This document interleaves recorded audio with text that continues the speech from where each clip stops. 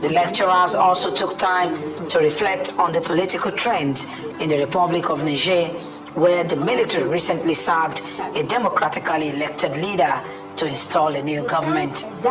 In reaction to the Nigerian coup, West African leaders on the platform of the Economic Community of West African States have threatened to send a standby military to forcefully restore democracy in that country.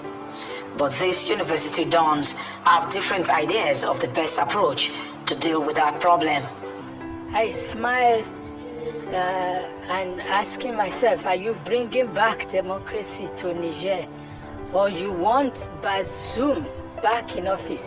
We should be very careful about the expressions that we use. Whether it's the military or Bazoum is back into office, for me, does not amount to democracy in Niger.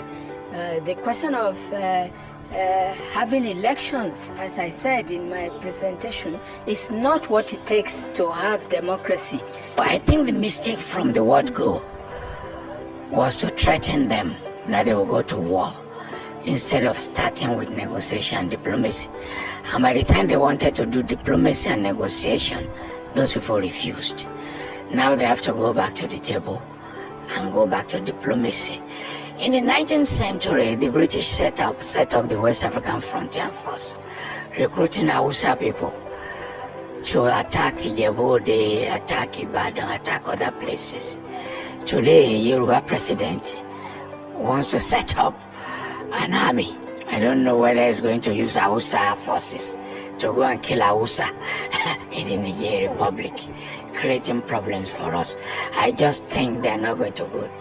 It's a very flimsy excuse coming from a president who had 8 million votes out of a population of 200 million people. He doesn't have that kind of mandate. What's happening in Nigeria is that Niger is very close to us. Niger is strategic to us. Just as Niger is strategic to France, Niger is strategic to the whole world, just because of the uranium, whatever that they said is in high quantity then. There is need for us to adopt diplomatic approach first. But at the end of the day, if that fails, I think they should be stopped. That idea, if it is not stopped, military will continue to take over in other West African countries.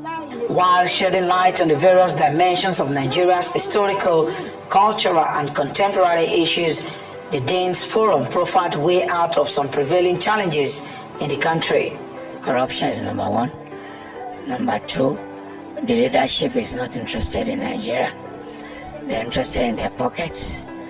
Number three, we don't have the infrastructure to develop. Number four, we are not giving human capacity to young men and women who go to universities without developing human capacity. Number five, there is no middle class. Nobody's salary is enough. How can you ask somebody to be earning 60,000 and to spend 40,000 on transportation? What kind of life is that? And these are challenges.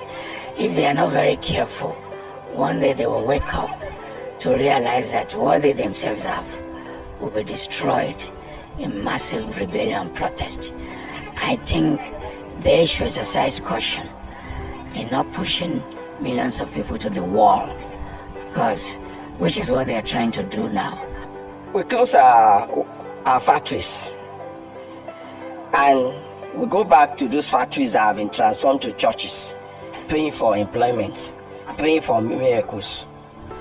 In Nigeria, officials don't just steal. Stealing is official. We have a cargo economy. People suddenly get rich overnight without productivity, and nobody is bothered. People will be civil servants. There will be 6 officers.